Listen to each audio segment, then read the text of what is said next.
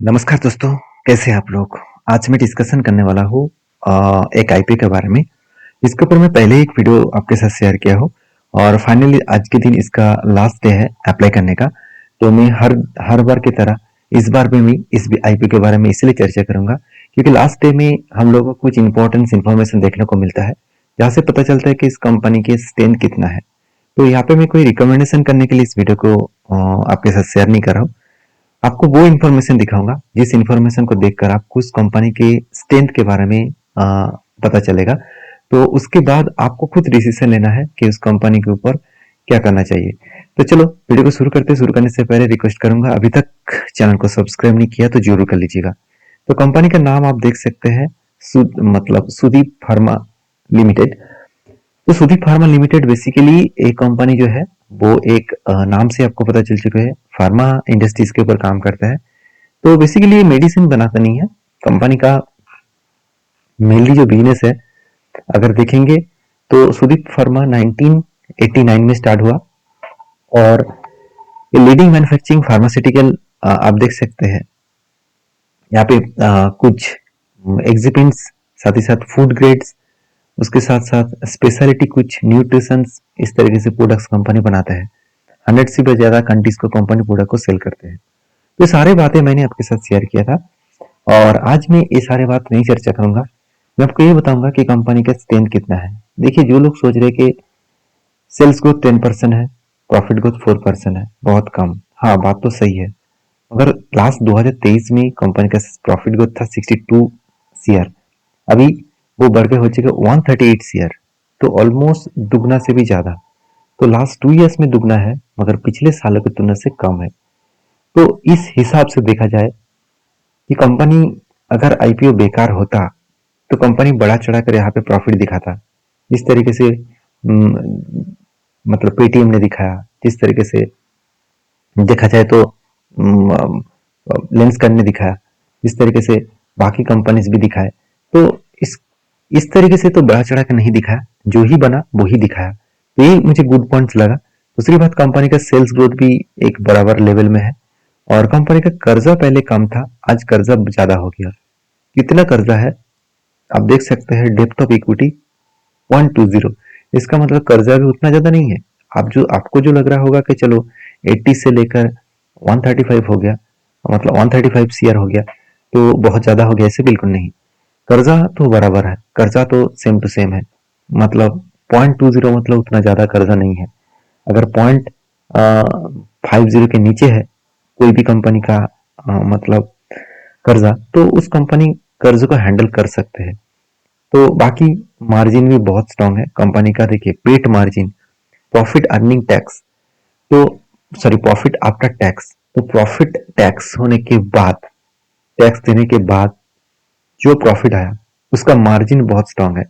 मान के चलिए आपने 100 रुपये का प्रोडक्ट 120 में बेचा तो आपको 20% मार्जिन हुआ। तो ये मार्जिन कितना स्ट्रांग है वो देखना पड़ेगा। तो कितना प्रॉफिट हुआ वो इंपॉर्टेंट नहीं है, कितना आपका मार्जिन है वो इंपॉर्टेंस है। क्योंकि देखिए, प्रॉफिट आज कम है कल ज्यादा हो जाएगा। क्योंकि मान के चलिए आज सप्लाई कम हो रहा है तो प्रॉफिट भी कम हो रहा है। तो परसेंटेज वाइज मार्जिन कितना है वो आपको देखना है। मतलब मैं जितने सारे माल बेच रहे हूँ उसमें मार्जिन कितना है। तो आप मान के चलिए 100 प्रोडक्ट बेच दिए तो आपका मार्जिन बना मान के चलिए 3%, और मैंने 50 प्रोडक्ट बेचे और मेरा मार्जिन बन गया 12%, तो फायदा मेरा ही होगा। तो इस बात को आपको समझना होगा। तो यहाँ पे कंपनी का मार्केट कैपिटलाइजेशन करीबन 6.5 लाख करोड़ के ऊपर है। तो एक स्मॉल कैप टाइप कंपनी है। अर्निंग पर शेयर 12 के आसपास है और पी रेशियो 47 के आसपास है। और इसको मैं कंपेयर करके भी आपके साथ शेयर किया था। उस ओवरऑल परफॉर्मेंस जो है वो मैं उतना खराब भी नहीं कहूंगा, उतना स्ट्रांग भी नहीं कहूंगा, एक एवरेज लेवल में है, फिर भी ठीक ठाक है। तो इस हिसाब से देखा जाए तो फाइनली कंपनी के इस आईपीएल आने का मेन मकसद क्या है। अगर मैं मकसद के बारे में पूछूं तो कंपनी बता रहा है कि कैपिटल एक्सपेंडिचर टुवर्ड जो है वो बेसिकली मशीनरी कुछ खरीदारी करने के लिए 75 करोड़ के आसपास वो मार्केट से पैसा उठाएंगे। तो ओवरऑल टोटल मार्केट से वो पैसा उठा रहा है कितना आप देखेंगे तो 895 करोड़। उनमें से सिर्फ 95 करोड़ बिजनेस में इन्वेस्ट होगा, बाकी 800 करोड़ प्रोमोटर में जेब में जाएगा। तो ये जो पॉइंट्स है, इस पॉइंट मुझे ठीक नहीं लगा, क्योंकि ज्यादा पैसा प्रोमोटर के जेब में जाना नहीं चाहिए था, ज्यादा पैसा बिजनेस में इन्वेस्ट करना चाहिए था, क्योंकि अभी भी कंपनी का प्रॉफिट मार्जिन उतना स्ट्रांग नहीं है। तो इस हिसाब से मुझे लगता है कंपनी के सेल्स के ऊपर ध्यान देना और प्रॉफिट मार्जिन के ऊपर ध्यान देना चाहिए था। उल्टा ज्यादा पैसा प्रोमोटर के जेब में जा रहा है। इसका मतलब जो लोग इस कंपनी के ऊपर इन्वेस्टर है वो खुद की हिस्सेदारी बेचना चाहते हैं। कोई बात नहीं, बाकी पॉइंट्स तो कंपनी का बराबर लग रहा है। अभी कंपनीज के ऊपर मैं आपको इंपॉर्टेंस पॉइंट जो दिखाने वाला हूँ वो है कंपनी के ऊपर सब्सक्रिप्शन, मतलब सब्सक्राइब, कितने लोग सब्सक्राइब किया है वो सबसे इंपॉर्टेंस है। मैं हमेशा काम करता हूँ एटलीस्ट टोटल जो डेटा है, टोटल जो सब्सक्राइब है वो एटलीस्ट 8 to 10 टाइम्स के आस ऊपर हो। अगर 8 to 10 टाइम्स के ऊपर हो तो मुझे ज्यादा पॉजिटिव लगता है, क्योंकि यहाँ पे कोई भी कैटेगरी मतलब एंकर इन्वेस्टर इसके ऊपर इंटरेस्ट नहीं है। मतलब जो म्यूचुअल फंड्स है, फॉरेन इन्वेस्टर है, वो लोग इतना इंटरेस्ट नहीं दिखा रहा है। उसके पीछे रीजन ये भी हो सकते हैं, क्योंकि देखिए इस प्रोडक्ट के ज्यादा से ज्यादातर माल यूएस में बेचा जाता है, यूएस यूरोप मार्केट में बेचा जाता है। तो यूएस में सबसे ज्यादा प्रोडक्ट को बेचते हैं। और आज यूएस में क्या है, डोनाल्ड ट्रम्प ने क्या बता दिया कि सारे फार्मास्यूटिकल प्रोडक्ट के ऊपर 50% टैरिफ लगाया जाएगा। तो 50% टैरिफ मतलब मान के चलिए मैंने 100 रुपये का प्रोडक्ट बेचा और वहां पे गवर्नमेंट, यूएस का गवर्नमेंट 50 मतलब 50% टैरिफ लगाया, मतलब 150 रुपया वो कस्टमर को 150 रुपये में बेच रहा है। तो जिसके कारण क्या हो रहा है, दिक्कत वाला बात ये हो रहा है कि लोग इस प्रोडक्ट को खरीदारी ना करके दूसरे प्रोडक्ट को ढूंढ रहे हैं जहाँ पे उसका मतलब पैसा कम देना पड़े। तो इस कारण की वजह से फॉरेन इन्वेस्टर शायद इन्वेस्टेड करना नहीं चाहते हैं, तो इसलिए उतना ज़्यादा सब्सक्राइब हुआ नहीं है।